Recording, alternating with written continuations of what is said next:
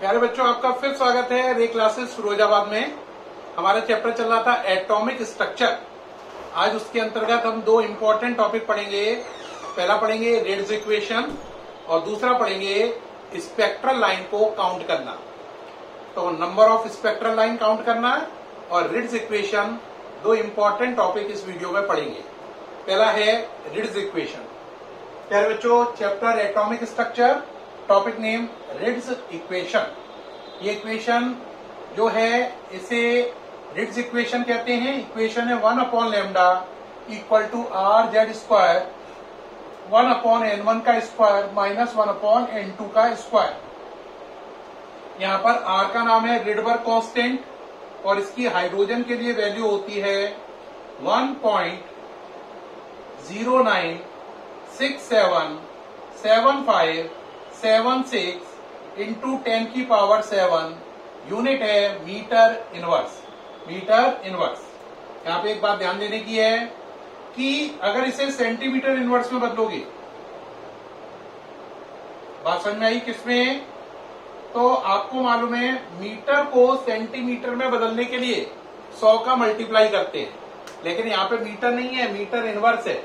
तो मीटर को सेंटीमीटर में बदलने के लिए 100 का मल्टीप्लाई करते हैं, गुणा करते हैं, लेकिन मीटर इनवर्स को सेंटीमीटर इनवर्स में बदलने के लिए 100 का डिवाइड करते हैं।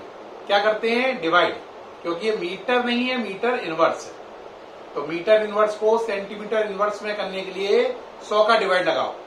100 का डिवाइड लगाओगे तो पावर 10⁻⁷ से 5 रह जाएगी। तो आंसर हो जाएगा 1.0967757 इंटू 10⁵ सेंटीमीटर इनवर्स। ये हो जाएगा, है ना। अब यहां पर बात आई जेड क्या है? जेड एटॉमिक नंबर है। अगर आप हाइड्रोजन की बात कर रहे हैं तो हाइड्रोजन के लिए जेड कितना होता है? 1। हीलियम की बात कर रहे हैं तो जेड कितना होगा? 2। लिथियम के लिए 3। जेड 2 होगा किसके लिए? For helium. लिथियम के लिए कितना होगा? जेड 3 होगा फॉर लिथियम, है ना। +2 आयन, हीलियम +1 आयन। ये वैल्यू होती हैं। ऐसे ही आगे बढ़ते जा सकते हैं आप। ये ध्यान रखना है, ये इक्वेशन 1 इलेक्ट्रॉन सिस्टम के लिए लिखते हैं। किसके लिए? 1 इलेक्ट्रॉन सिस्टम के लिए। इसीलिए हाइड्रोजन पे 1 इलेक्ट्रॉन है, बात ही खत्म। लेकिन हीलियम पे कितने इलेक्ट्रॉन होते हैं? 2। तो उस पर +1 लगा दिया जिससे 1 इलेक्ट्रॉन ले जाए। लिथियम पे कितने होते हैं? 3। तो +2 लगा दिया, देखो, जिससे 1 इलेक्ट्रॉन रह जाए। अगर आप इसे कार्बन के लिए बनाना चाहते हैं तो कार्बन के ऊपर +5 लिखना पड़ेगा, क्योंकि कार्बन का नंबर 6 है, आपको 1 इलेक्ट्रॉन करना है, तो C के ऊपर +5 लिखना पड़ेगा। अब यहां पर बात आती है, सर ये तो रिडबर्ग कांस्टेंट की वैल्यू हो गई मीटर इनवर्स में, ये सेंटीमीटर इनवर्स में, है ना। जेड क्या है? एटॉमिक नंबर, इसकी वैल्यू 1 है। हाइड्रोजन के लिए 2 है, He+ आयन के लिए 3 है, Li+2 आयन के लिए।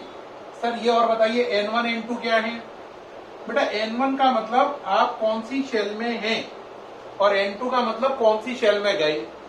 जैसे N1 और N2 में क्या है? जैसे आप पहली शेल से 5वीं में गए, फर्स्ट शेल से एनर्जी लेकर 5वीं शेल में गए, तो N1 की जगह 1 और N2 की जगह 5। मान लो आप दूसरी शेल से चौथी शेल में गए, तो N1 की जगह 2 और N2 की जगह 4। बात समझ में आई? तो N1 N2 इस तरीके से पता चल जाएगा। जिस शेल में आप हैं वो N1 हो गई, जिसमें पहुंच गए वो N2 हो गई। जैसे 2 से 4 में गए तो N1 2 है, N2 4 है। आप 3 से 5 में गए तो N1 3 है, N2 5 है। या एक जनरल रूल बना लो तो बात आपको समझ में आ जाएगी। जहां थे वो N1 और जहां पहुंच गए वो N2। अब बात रही, सर लैम्डा क्या है? लैम्डा बेटा वेवलेंथ है। इसको किसमें लेना है आपको? मीटर में। SI यूनिट है मीटर। और 1/λ को आपको मालूम है न्यू बार बोलते हैं, वेव नंबर। तो अगर डायरेक्ट वेव नंबर निकालना है तो ये हटके डायरेक्ट ये फॉर्मूला हो जाएगा। और अगर लैम्डा निकालनी है तो पहले आपको ऐसा लिखना पड़ेगा और यहां से लैम्डा निकलेगी। लैम्डा निकालनी है तो ये फॉर्मूला यूज करो, 1/λ equal to RZ square 1/N1 का स्क्वायर माइनस 1/n2 का स्क्वायर, और अगर वेव नंबर निकालना है तो ये वाला फॉर्मूला यूज करो, इसको हटा दो। क्या हो जाएगा, न्यू बार, बोलो new bar equal to RZ square 1/n1 का स्क्वायर माइनस 1/n2 का स्क्वायर। यहाँ पे न्यू बार क्या है, आंसर वेव नंबर है। क्या है, वेव नंबर। ये हो गई रिट्ज इक्वेशन, किस काम में आएगी, लैम्डा या वेव नंबर निकालने के। किस काम में आएगी, लैम्डा या वेव नंबर निकालने के, जब आप एक शेल से कूदकर, आप नहीं, इलेक्ट्रॉन, आप नहीं कूदेंगे, इलेक्ट्रॉन कूदेगा।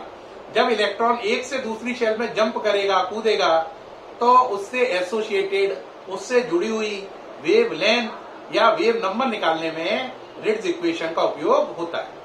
अब प्यारे बच्चों, इसके बाद आती है नंबर ऑफ स्पेक्ट्रल लाइन निकालना।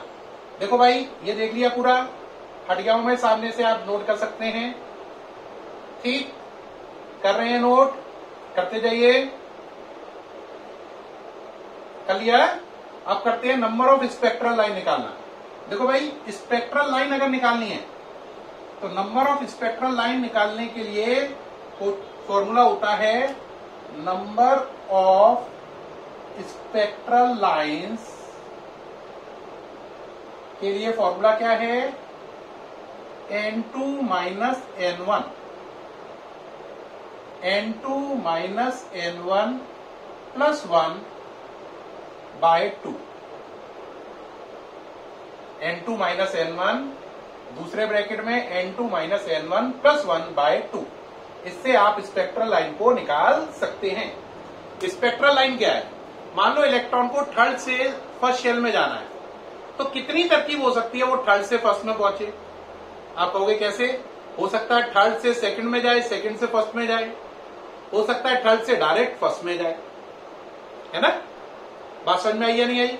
तो कितनी तरकीबें बन सकती है, अगर थर्ड से 1 में जाना है, थर्ड से 1 में जाना है तो कितनी मेथड हो सकते हैं, देखो जरा, 3 से 2, 2 से 1 में जाए, या डायरेक्ट 3 से 1 में जाए, तो कितनी स्पेक्ट्रल लाइन बनेगी, 1 2 3, जितने एरो हैं उतनी बनेगी। एक बच्चा कहेगा नहीं सर ऐसे नहीं, मान लो इलेक्ट्रॉन 5 से पहली शेल में जाना चाहता तो क्या होता, तो स्पेक्ट्रल लाइन कैसे निकालोगे, 5 से 1 में जाना है तो 5 से 4, 4 से 3, 3 से 2, 2 से 1। एक हो सकता है 5 से 4, 4 से 3, 3 से 2, 2 से 1। एक हो सकता है 4 से 3, फिर 2, फिर 1, फिर 3 से 2, 2 से 1, या डायरेक्ट 2 to 1। इतने मेथड हो सकते हैं 5 से पहली शेल जाने के। कौन कौन से, कितने मेथड हो सकते हैं, 5 से 4, फिर 3, फिर 2, फिर 1, या 4 से 3 to 1, या 3 to 1, या 2 1। एरो गिनो, 1 2 3 4 5 6 7 8 9 10। 10 तरकीब हैं 5वीं शेल से पहली शेल जाने में। एक तो आप ऐसे निकाल सकते हैं जैसे मैंने किया, ये मेथड कभी फेल नहीं होता, ये भी बहुत अच्छा मेथड है जो मैं लगा रहा हूं। एक बच्चा डायरेक्ट भी निकाल सकता था, इतना सारा झंझट नहीं करना पड़ता। देखो कैसे, आपको 5 से 1 में जाना है तो n2 की जगह 5 रखो, तो 5 कहां जाना है, 1 में, 5 माइनस 1, फिर करो 5वीं से पहली में प्लस 1 अपॉन 2, 5 में से 1 गया 4, 5 में से 1 गया 4 प्लस 1 5, 4 इंटू 5 20 अपॉन 2, 20 अपॉन 2 कितना आया 10। तो इससे भी आंसर 10 आ गया, और चाहे इस टेक्निक से गिन लो आंसर इससे भी 10 आएगा। एरो गिनने 1 2 3 4 5 6 7 8 9 10। तो स्पेक्ट्रल लाइन निकालने के 2 तरकीबें, एक तो डायरेक्ट फॉर्मूला और एक ये वाला लॉन्ग मेथड। ये लॉन्ग मेथड कहलाता है, एरो मेथड या लॉन्ग मेथड। ये वाला शॉर्ट मेथड है, कोई भी निकाल सकते हो। कई बच्चे कह रहे हो वाह 2 मेथड स्पेक्ट्रल लाइन निकालने के। तो प्यारे बच्चों, स्पेक्ट्रल लाइन निकालने के 2 मेथड हैं, एक डायरेक्ट फॉर्मूला मेथड और एक एरो मेथड। दोनों ही अच्छे हैं, जो आपको अच्छा लगे। एक बच्चा कहेगा नहीं सर अभी कुछ एग्जाम्पल और दीजिए, अभी पक्का क्लियर नहीं होगा।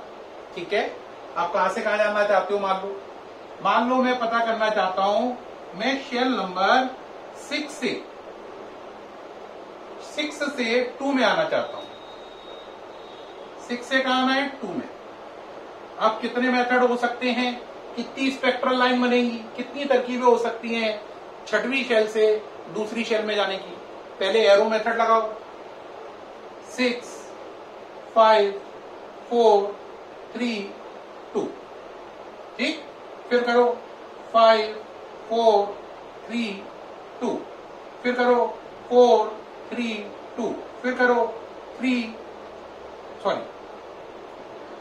5 4 3 2 4 3 2, फिर 3 2।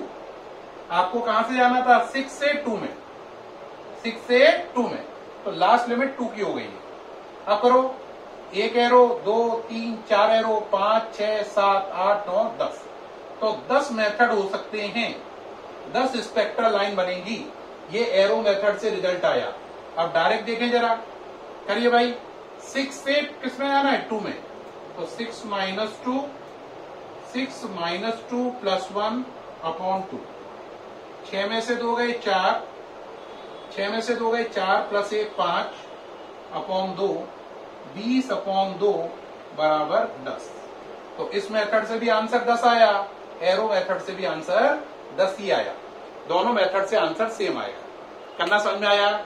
एक बच्चा कहेगा मुझे एक करने को दो भाई, सर आप तो करके दिखा रहे हो, आप तो बार बार करते रहते हैं, आप तो होशियार हैं, एक बार हम भी तो ट्राई करके देखें।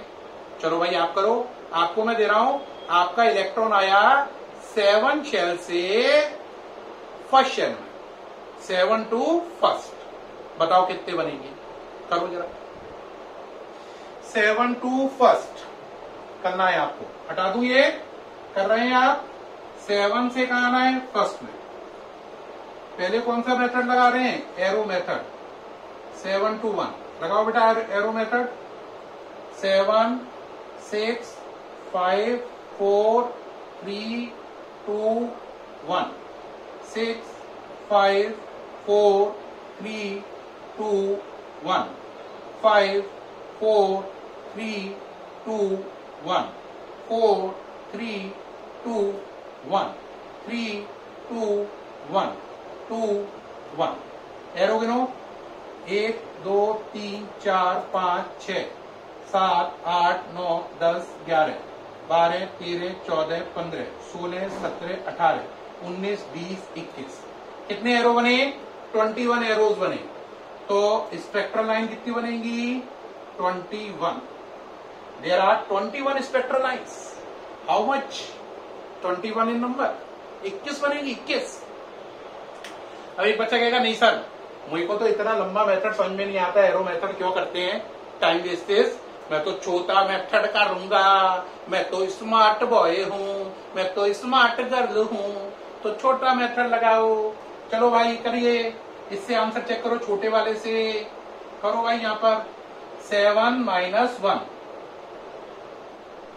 7 माइनस 1 प्लस 1 अपॉन 2, प्यारे बच्चों बोलो, 7 में से 1 गया 6, 7 में से 1 गया 6 प्लस 1 7, तो 6 इंटू 7/2 42/2 डेट इज 21।